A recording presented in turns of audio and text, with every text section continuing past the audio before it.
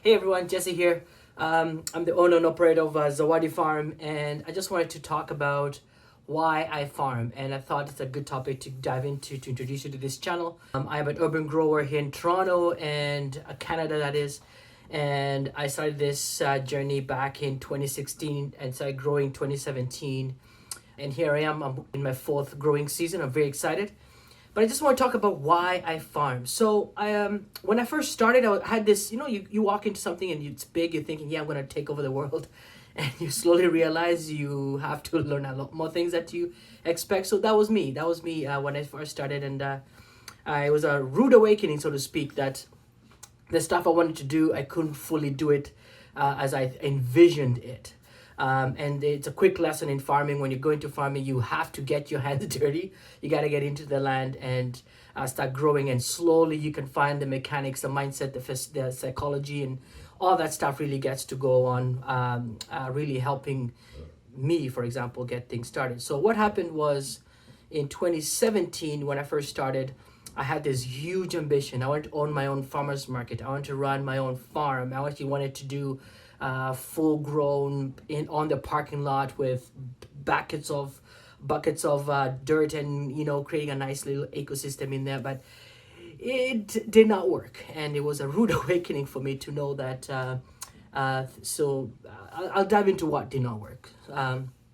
So I started out with my own farmer's market. Yes, it was not too far from where I lived. It was easy of a drive, and then the farm that I had was close by where I lived also, so win-win. So it was not really that heavily time-wise, and even just effectively growing things and bringing it to market. So that was really working well. But what I found out was food, especially in a farmer's market context, doesn't fit everybody. Few people get it, a lot of people don't. And it was such a difficult thing, and I started working out what was really not working. And what I slowly started seeing was when I was at the market, it was good. People came out and was kind of functioning okay. But I found people coming here, and on my table, they would ask me questions like, what is that? That was the biggest question of what is that? And second was, I can find that cheaper somewhere else. And I stood there wondering, if we're talking about money to money ratio, I've already lost because they already know how much something costs from wherever they've been. And looking at my produce, they've already evaluated the end goal. There's no negotiation. They've already closed off. I know what I want, but this is more expensive, or I can find it cheaper somewhere else. So I lost the conversation, and I could not carry on from then on. And I was wondering, where did I go wrong? And a week went by, two weeks went by, and then I thought, maybe I want to change my strategy a little bit. And I started saying, anyone who came to my table and said, hey, I can find that cheaper somewhere else, I said, take this vegetable with you, take it home, try it out. And when you come back, let's talk and tell me what value that is to you. And what I learned the next following weeks, so this was me. Anybody came in, they could take my tomato and say, I can find this cheaper. I would give them a tomato. Someone who come and say, I can find my kale, they can find kale cheaper. I would give them my kale. I gave them my onions. I gave them my radishes. I gave them my beets. It was a bad year, just so to say. But what I quickly learned was when people came back the following week, they did not discuss about I can find that cheaper anymore. They talked about what they tasted, and they looked at it. The conversation changed to this tastes really different from what I know, or this tastes really sweet, or it tastes really like a carrot, or the tomato tastes like a tomato. And it was from then on we never discussed price. It was now a notion of how much can they get for a better price. And that's when we started packaging. Actually, I shouldn't say. I won't take the light from my friend's dad who came to visit the market and said, hey guys, why don't you put up a market box? So he collected some of the veggies we had, put them in a box and said, hey, call this the market box. For $25, you can get all these veggies all at once, and it's all yours to go for $25. And it worked. It worked really well. Anyone who came, again, price was never a discussion as in I can get this cheaper. It's more like, how can I get these effectively to work for me?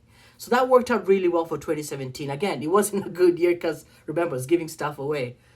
I know, I'm new to farming. What do I know? But it was a good lesson, though. It was a very good lesson. So 2018, we came in very heavy into now doing the market box with no farmers market. Now we closed that, and we went strictly into home delivery, CSA, community supported agriculture. That's what we set up for.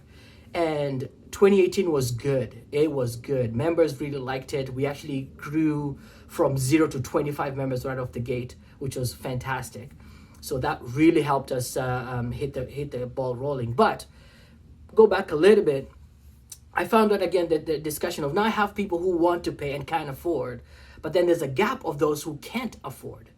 So, and I couldn't find a market formula, meaning a farmer's market formula where I could sustainably give food that's economically feasible for both those groups. And I couldn't find something that worked well. And I struggled. I spent sleepless nights, big conversations that I couldn't find until I had this idea of subsidizing. And I was challenged by my friend of thinking, you know what, if you're doing it for money, it's okay. You know, we have bills to pay. I have 2 kids. I have a house. I got to pay for things. But I have to think more of, if those things are taken care of, what else do I need to keep the money for? And I thought, hey, and he challenged me. It's my friend Jeremy Stojan. He's a good guy. And he gave me this idea of subsidizing and finding a way to use your money better to economize what you can't do. So what I mean, I know it's kind of big words I'm throwing around, but it's simply is this. The food that we sell and the food we grow for our CSA, my plan is to grow over and above what my CSA members require. So there's a gap of what my members want and a gap of what I can do in excess of that. So CSAs get a patch and a little bit is left over. So I thought that could be a good window. So sometimes you have crop failure, pests infestations and bugs and stuff. So at least you have something to work around. So there's not that it's bad crop, but it's good crop, but what do you do with it? So most of the time you could do wholesale, you could do retail, you could do other things with that. But I really want to make good with the produce. So I worked with a community friend of mine who lives not too far from where we are. So we have these subsidized homes right by where I live. So what we decided to do was I can take the produce, right? Subsidize it, meaning the members have paid for it, it's paid up in full, and the economy is okay, and I can bring it to my community market and subsidize it heavily, meaning it's not a conversation of cost anymore, right? It's a cost now of not even affordability, but accessibility, meaning it's physically present. And the cost is actually affordable for them to have this conversation of, okay, I can buy that for this price, I can buy this for this price and that and such. So we did a test market back in 2017, and it worked really well. It was such a great opportunity to actually, people knew who I am already because it's right by my house, about 5 minutes walking distance where the community market is, and it came out really well. So I partnered with good friends of mine from Food Share Toronto, shout out to them, and Toronto Community Housing, shout out to them too, because without those two, this thing cannot take flight. And the two community members, actually, they are the ones who carry this show. And all I do is I go to Food Share, grab the produce that I have, I go to my farm, I grab excess of what we've already grown, CSA members have gone and all that stuff, and I bring it to the community.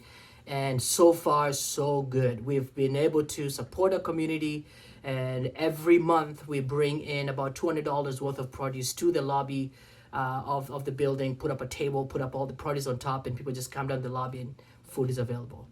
So I found that to be an interesting formula, and I don't know, what do you guys think about it? Does it work for you guys?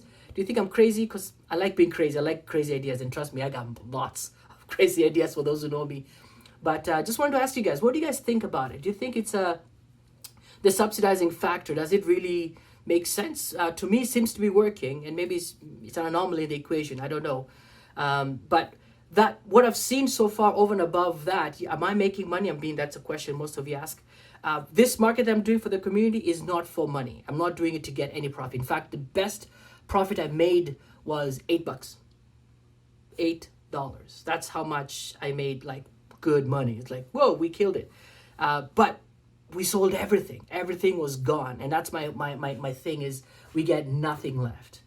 And the money that I make, as far as what keeps this engine going, is what I want to talk to about next, which will be the verticals that we've introduced into the farm to make us much more effectively financially viable. And then, well, I can talk more about in the next video, but just so you know, we've worked those things out, and I'm happy to share them all with you guys. But just simply, this is a very short video, I know, but all I'm talking about today was why I farm. So this is why I farm. I want to make sure that anyone in the city of Toronto have access to food. So this is just one market. I'm in the process of working through starting another one not too far from where I live also. And the best part is I don't need to be running these markets. I have people who are coming in and they want to take over the market and run it themselves. And these are community members, which I think is brilliant, as far as, not brilliant for me, that's not what I mean. It's brilliant as in they are the ones who are seeing the value of the market in their community. So the brilliance is theirs, not mine. I'm just a facilitator. I'm just a guy who can do this and help this happen. So, but yeah, let me know in your comments. Let me know what you think. Am I crazy? Does this work for you? Do you think it's a viable idea? Or do you have any other ideas on how we can bring food that is good, grown in our local areas, growing in local areas? And then how do we subsidize it? How do we bring it that it's affordable to our communities? Hit me up. Let me know. Otherwise, keep growing. Cheers.